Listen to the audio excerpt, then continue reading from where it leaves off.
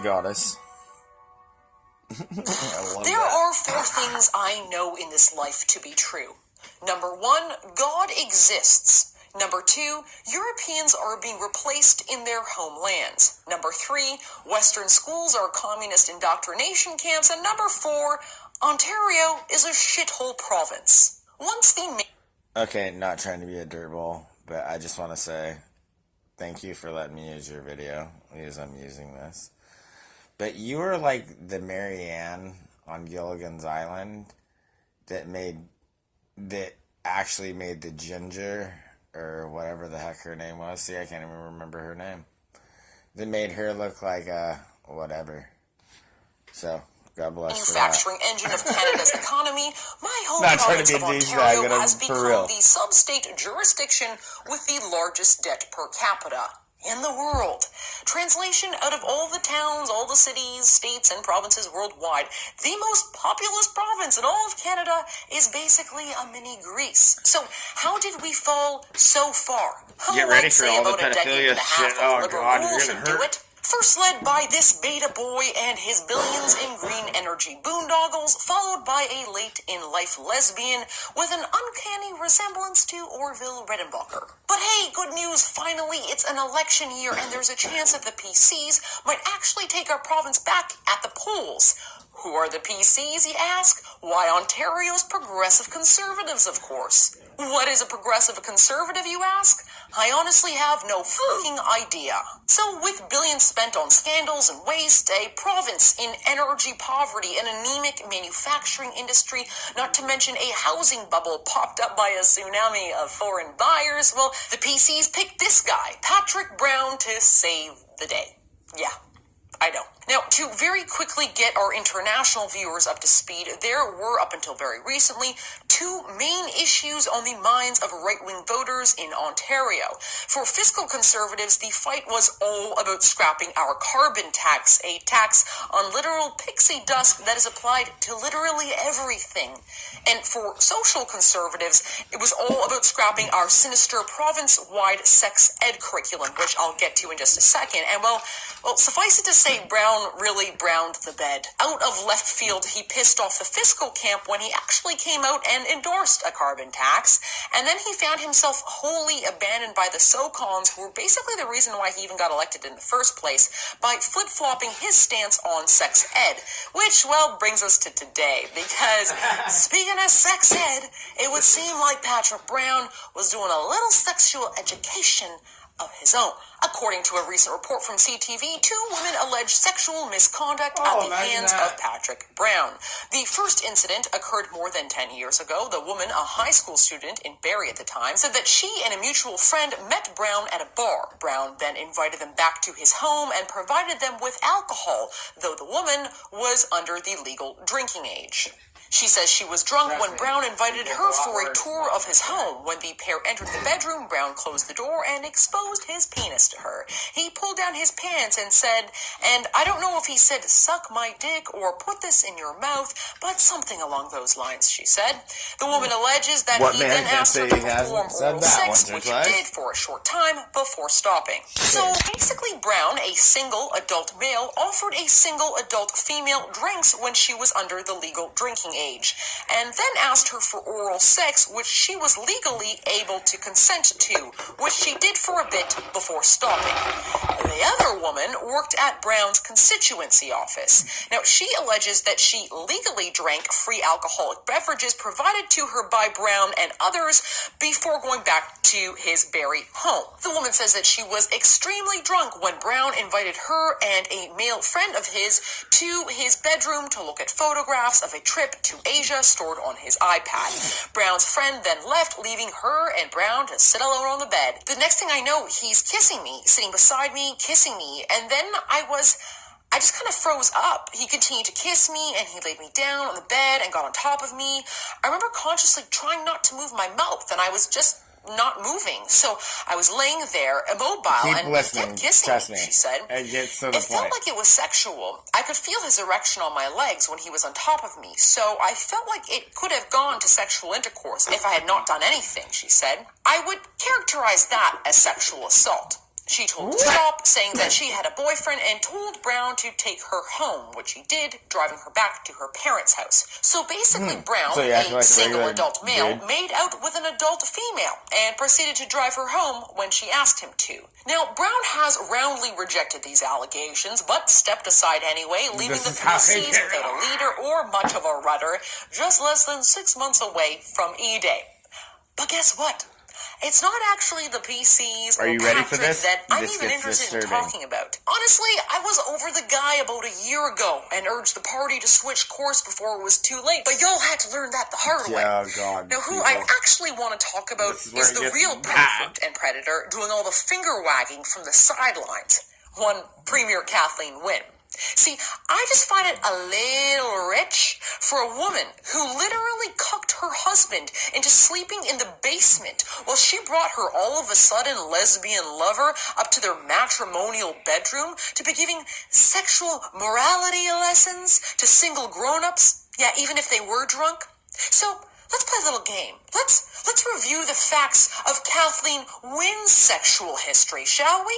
While acting as Premier, Kathleen Wynne has really touted her role as mother and wife, but hoo-wee does honey have one hell of a backstory. And what do you know? All of it has been conveniently documented in a 2007 book Total called beautiful Reconcilable Marianne right there. Differences Marriages and Families Don't.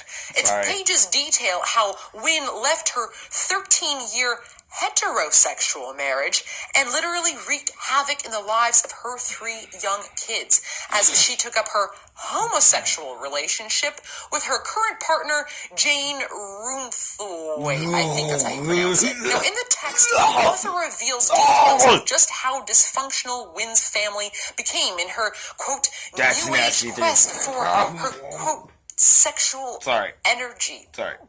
Ugh. Yeah. In a chapter on Wynne's family, the book describes Wynne and her ex-husband as, quote, university sweethearts who got married and had 3 children, Christopher, Jesse, and Maggie. Now, according to the author, Wynne actually loved being a mother. She remembers waking up when the kids were young with a sense of well-being, that she was following all the rules for the first time in her life and reaping a lot of approval. Baking muffins, taking part in the neighborhood garage sales, attending the kids' school council meetings, and thinking to herself, I'm doing this quite well. Oh my God, how did this happen? I didn't expect to be living this perfect life. The author explains that Kathleen and her soon-to-be cucked husband began to drift apart after they began embracing, quote, new age ideas. They had beautiful kids and affluence, but the sexual energy had become muted, and Kathleen knew, and I quote, there had been a wild woman in me that hadn't been around for a while. According to Wynne herself, it was during a group therapy that she organized that Wynne realized that she had, quote, feelings for a woman in the group who had a crush on her. It was this during gets a way weekend worse. getaway with Trust her me. best friend Trust me. Jane to examine a cottage that the family actually wanted to purchase that Wynne began her homosexual affair. Jane admitted that she had been keeping an eye on Wynne for 18 years. This isn't even it. I waited 18 years for her, Jane told the Toronto Star in June of 2014. Basically, from the time I met Kath in 1973, I was just waiting. Through her marriage, through my own relationship with a woman, I just waited all those years. Now, I know what you're thinking. All this adult haram aside, what about the kids? Well, after that lesbian weekend at the cottage, Jane moved in with Kath, while her husband got cucked to the basement. To the Marianne. adults, this made sense, the author writes. Marianne, I'll But to go the even 3 better little right there. children whose lives were being turned inside Hotter out, than ginger. it didn't. According to the author, Jesse, who was 9, sorry. and Christopher, I'm just who was drunk. 11, were livid. I love Maggie, her who was work. just 6, remembers feeling sad. They were not happy. The world as they knew it changed forever, and it happened quickly. Almost in the same breath, the children learned that their parents were splitting up and that their mother had a new partner, a woman, the author writes. The transition especially affected the eldest, Christopher. He felt he had been dragged into his parents' experiment and expressed his anger and frustration with great drama. He saw Jane as the interloper, the author writes. Once while on a ski trip, Christopher plaintively asked if he could have his old family back. Now, in the midst of this family social experiment, Wynne's son Christopher began questioning his own sexuality, eventually declaring that he was gay when he went to university. Now, there's a lot more to this long, sad story inside the pages of that book, detailing how Kathleen Wynn's sexual experiment... Okay, I'm going to just pause it right here for just a second. Like, this is the leading up to what I'm, like, of what really matters. These people that they're talking about, it does matter to a certain point, but not really to where it's going. The things that are going on, and you know, you think about it, Canada is just a little hip hop skip away from us. I understand it's not America, but I'm just saying, like, there's so many disturbing things going on that, you know, people aren't talking about, people aren't realizing, people aren't understanding, and it scares me because, like, I have little ones that I care about that I can't see allowing these things to be able to continue, and it seems like the rising of the change is coming, but if we don't realize what the hell they've been doing, it's going to be hard to stop them, because we're going to have to stop them at every single freaking route. That's the problem. You leave any of them, they're just going to grow right back. But look, it gets really bad. I love you all. Please. Affected the hearts and minds of her own children inside her own home, but Wynn's Me Tooism doesn't stop at her front stoop. No, see, Kath has taken her experiment to Ontario streets. Since then, Wynn has become Ontario's premier, and as such, she has passed sweeping province-wide legislation to regulate values in our children's classrooms, specifically on the topic of sexual morality and education. Now, is this policy just an innocuous science-based update about the dangers of sexting and STDs? Yeah, unlikely, since on page 197 of the curriculum, it tells 12-year-olds one of the best things you can do to stop HIV is to stop the stigma that's associated with having the infection. Now, that's not really scientific, is it? Now, see, here, the policy is a predator's Pandora's box for young, malleable minds on the topic of sexual morality. But hey, you decide for yourself. What I should name this video. Is Kathleen Wynn's sex ed targeted to kids between grades 1 and 8 really about education? Or is it about something more sinister? Is it about grooming little kids? It's about 240 pages long, and I've read every page, some parts several times. Now, here are just some of the highlights. So, in grade 1, Ontario 6-year-olds, who no longer have spelling tests, by the way, 6-year-olds are taught words for body parts like penis, testicles, vagina, and vulva. Hey, honey, do you know how to spell cat? No, Daddy, but I know what a vulva is. At that same age at 6, students in Ontario are also introduced to the topic of consent.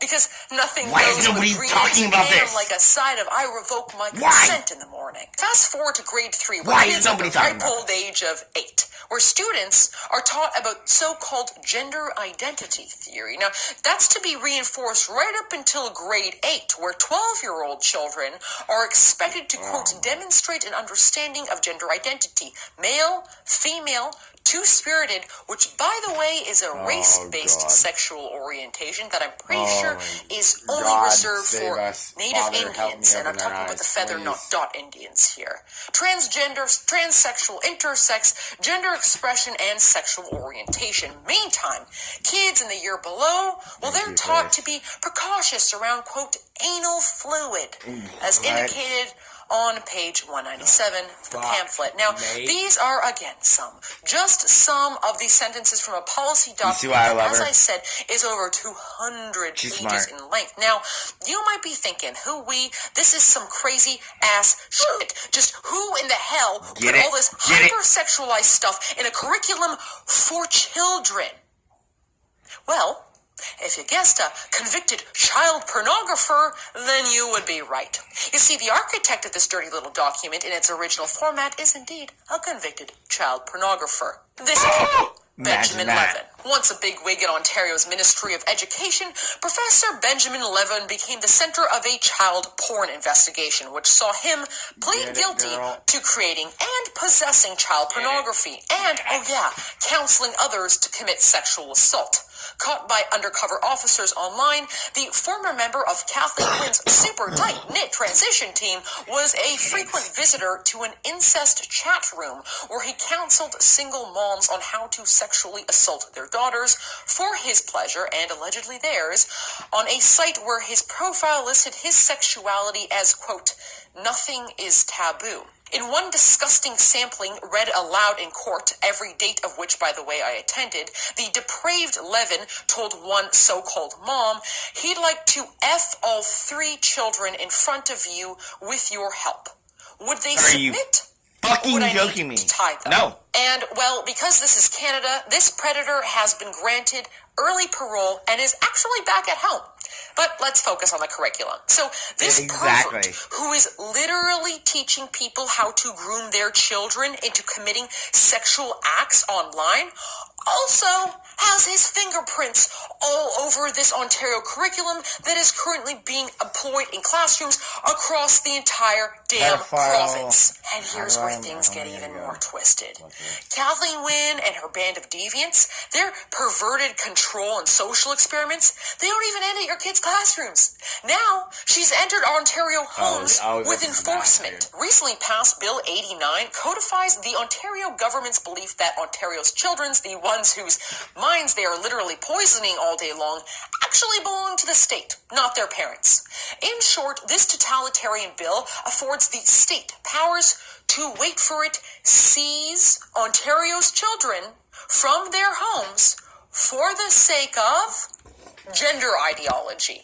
The bill is some 329 sections long, and this vid has already dragged on enough. But here is the most important part. The bill provides a really lengthy list of the sort of children who are, quote, in need of protection, i.e. where Children Protection Services ought to intervene.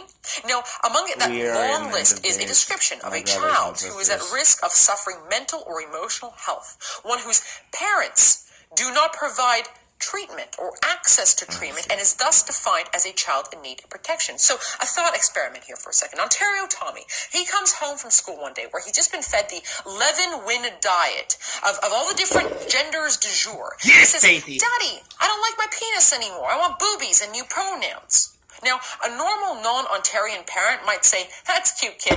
Now go play with your toy trucks, and I will continue to address you as he, him. But no, see, in Ontario, that ain't allowed.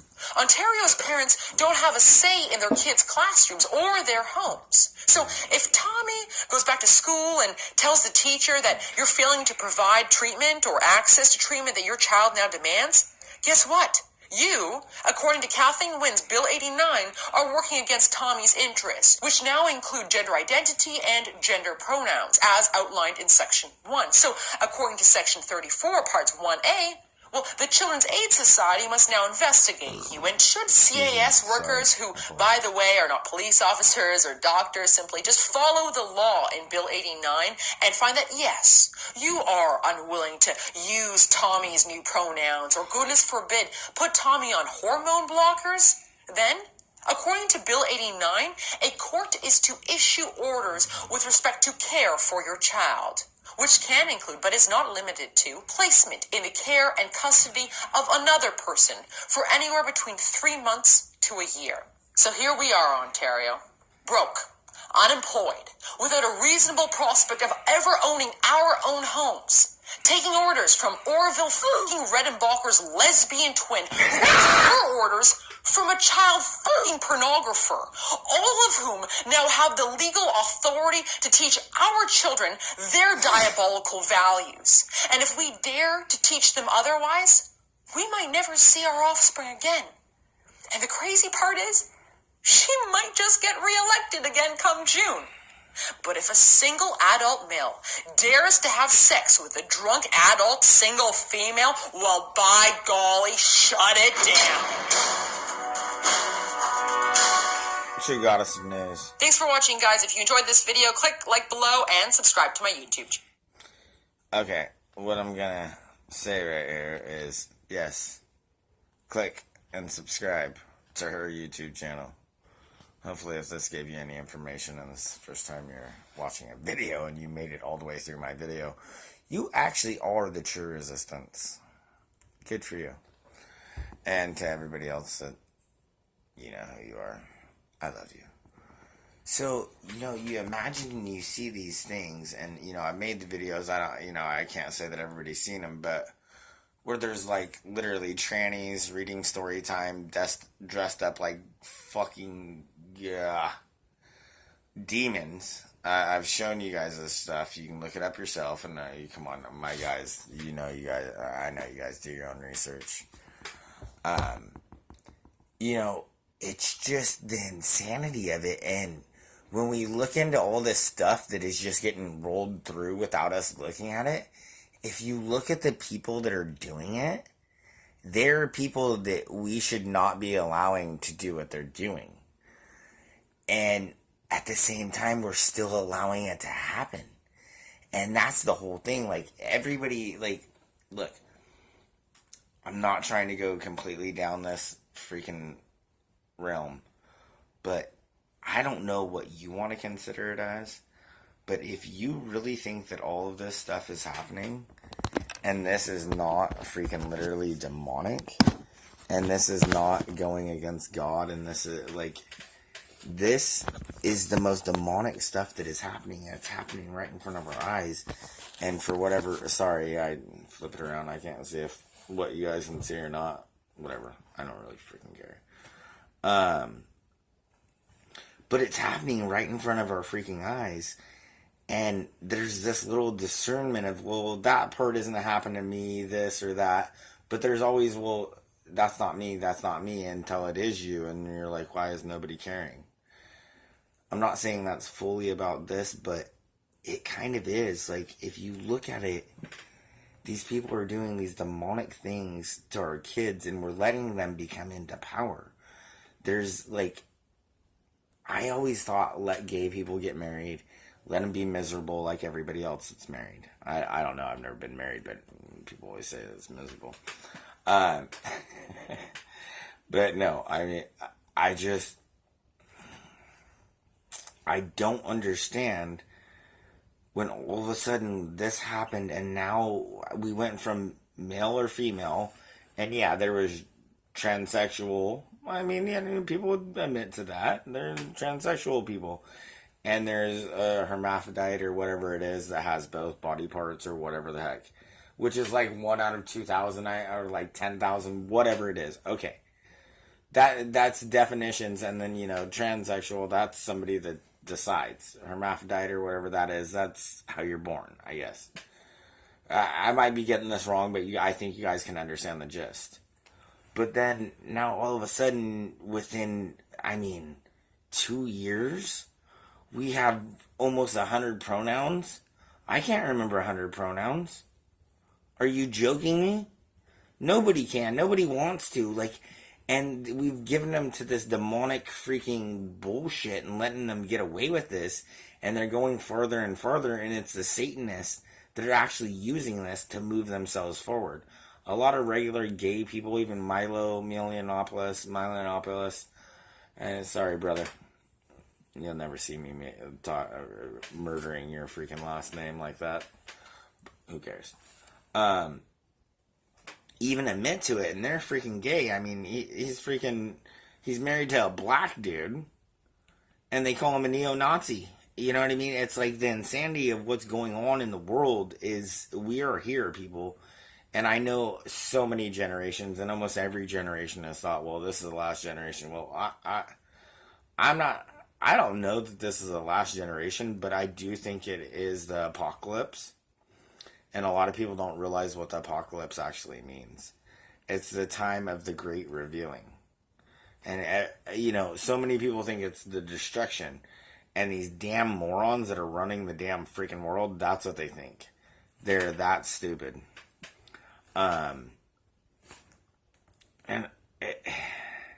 It's because they know how demonic they are, and they've been working with the demonic forces. They know they don't want what's coming to come. They want to hold it off. That's one really good understanding of it. another good understanding of it is that they want to pull as much of humanity into their demonic ways and acting how they are, because they know that God loves man. God loves the Gentile. God gave everything to the Gentile. I think they want to prove him wrong for that. Or they think... I know that there's no way that I think that they can win. So the one thing that I think is either that this piece of Lucifer, fuck you. Fuck you. Nah, and I know I'm looking up, which I shouldn't be. I should be looking down, but I sometimes see things in the sky that point different. But that if he can make enough of us be as stupid, like the blood intent and all that bullshit, to be on his side, that he will make God feel horrible to do what God has to do. So if God does have to do or does win, which we all know that God, no matter what, will win. And if you don't, you better freaking figure it out, please. That it will hurt God. Because that's the only thing that he wants to do. He was God's most beautiful angel, most this, that, da, da. He was literally, I mean, it seemed like he was groomed to either maybe even, if he wouldn't have been so stupid, probably been given his own ability. I don't know how that works up there, but that he was so arrogant that him and a third came down, blah, blah, blah, and mated with women like they were not supposed to do. And so many, and we can get into, I'll get into that later, but everything is so much of a lie that we've been told, and we just keep believing it. And I've gotten off track. It's been a long one, hasn't it? The main thing is, no matter what, you have to realize the only truth that you're ever going to find is what you find yourself in your own heart. Nothing that you see off of the black box. No, I can't say that. But the black box that comes off the TV and all that bull crap, there ain't nothing but brainwashing mind crap. I'm not saying everything you see off of the internet or YouTube or anything like that is real, but we're in the ability to where people can find things that usually would be covered up and nobody would ever broadcast, and we're broadcasting this to each other. We're actually showing real truth. Stay with trying to find real truth.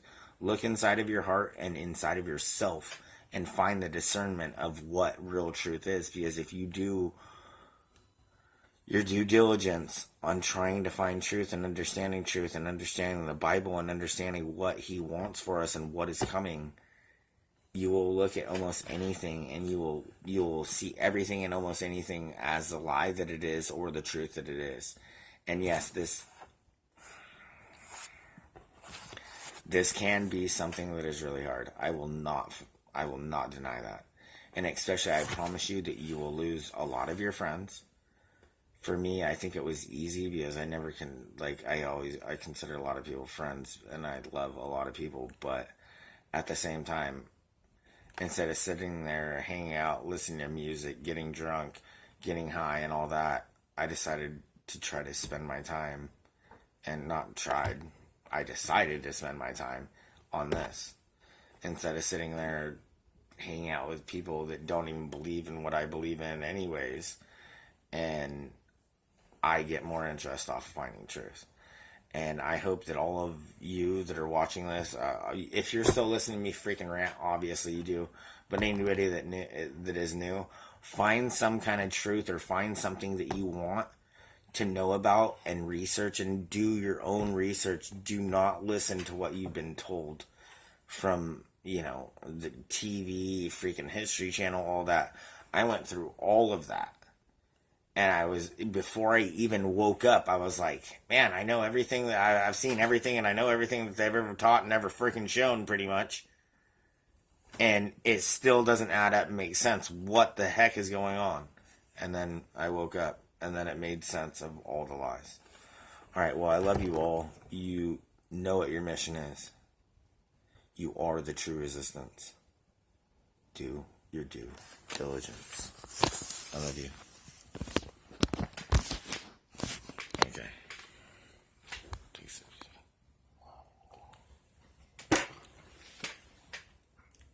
Never forget who you are.